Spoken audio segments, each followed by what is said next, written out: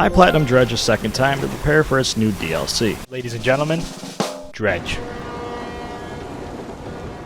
With a full review of the base game already on my channel, this won't be a very in-depth video, but I definitely need to make it, to just capture just how much I actually love this game.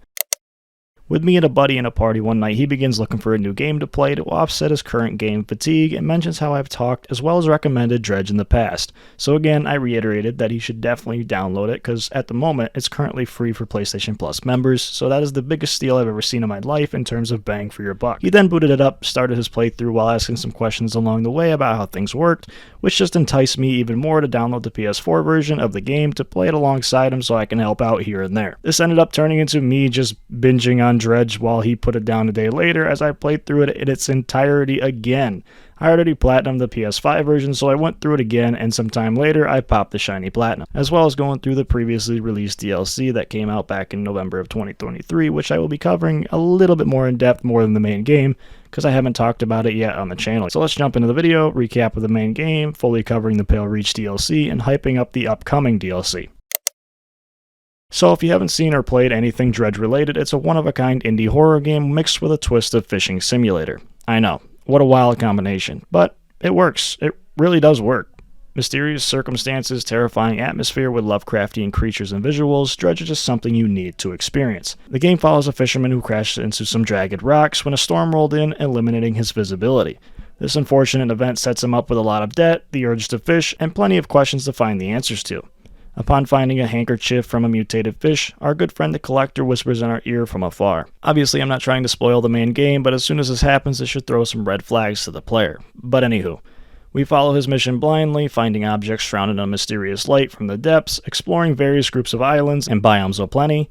Meanwhile, fighting my fear of the deep ocean waters, we build our ship up to withstand anything, make hella profit, and dig up every secret and fucked up fish out there. That's the basic gist of the game. Now, here's the spoiler part of the video, so if you haven't played or watched the game and wish to not receive any spoils, skip to the time on the screen as I hype up the upcoming DLC for everyone else. Let's talk about the wild turn of events this game has. So like I said previously, the Collector originally gets our attention by talking to us through his window from a mansion on an island that's quite a ways away from us. On top of the fact that he looks just like us, but if we were a librarian instead of a fisherman, it should be pretty obvious here we are talking to ourselves. And what we are currently experiencing is a play on reality. Our character and us find this out once we've gathered up all the objects he's tasked us to find, and we see our fisherman punch the Collector in the face, only for us to be seen standing in front of a broken mirror. All these objects have special meanings to us, as this whole time we've been corrupted, mind-fucked into thinking we could bring back our dead wife by this book we found in the ocean. Throwing all of these objects into the spot where it all happened, where we lost our wife, with the final toss being the book our friend the Collector has been reading from, we receive our dead wife back, but at what cost? Making a deal with the devil is a very selfish move. On the other hand, if you go to the Lighthouse Keeper before going forth with the Collector after all the objects are collected, she snaps us into reality as she's the only one who had seen it all happen when it happened. We have had the book the entire time, and that we should be throwing it back into the ocean where it mysteriously came from, letting go of what happened that fateful day. Doing this, just like the other ending, ends in a bad terms as we get gobbled up by the Leviathan we've been avoiding the whole playthrough. But we do stop the town of Greater Morrow from going up into flames, so I guess that's a plus.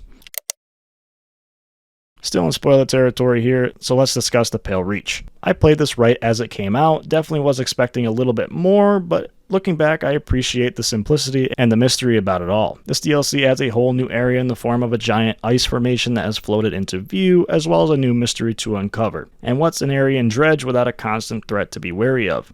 Mr. Narwhal here will come in handy plenty of times, but also will hunt you down relentlessly if you don't keep him satiated. Also included with the DLC is another handful of new fish to catch, aberrations to hunt down, and another hungry creepy boy to feed. Our good friend the Traveling Merchant appears at the main entrance and makes us a boat attachment known as the Icebreaker after we find the pieces to allow her to make it, which allows us to move effortlessly through the ice as we find out what happened to the mining crew that was stationed here on the ice formation.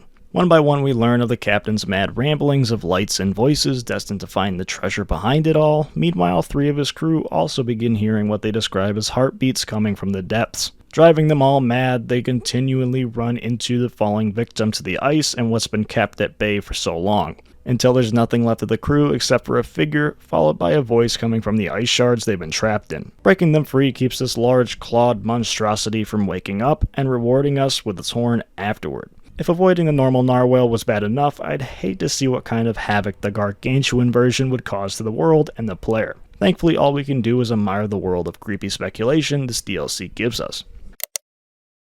The Iron Rig DLC is on its way and it's set for August 15th, so from this point of writing and recording, we are 14 to 13 days out, depending on when the video is released. According to the description in the YouTube trailer, we will be getting 2 to 5 hours of new content, which compared to the Pale Reach's 1 to 3 hours, we should be getting a beefed up DLC here. Thankful this time we'll have a use for all that storage space being filled up by research parts, scrap metals, planks, and cloth plenty, since we will be seeing 8 new craftable pieces of equipment, as well as a whole new hull and boat upgrades here. Also, along with being able to research and upgrade our spiritual skills, which will be pretty interesting to see how all that works.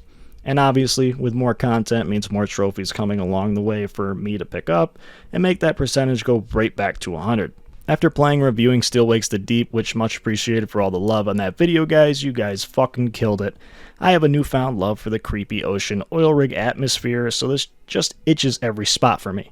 One of my favorite games, getting brand new DLC, and that DLC just picking the right vibe for the current moment in my spooky horror journey. Can't fucking wait for this DLC. Expect a whole video covering the DLC when it's coming out and after I complete it. So with all that being said, thank you all for watching and the recent support. There's plenty of content coming your way. I've been working my way through a massive game, and I will start writing and recording and creating very soon, so stay tuned.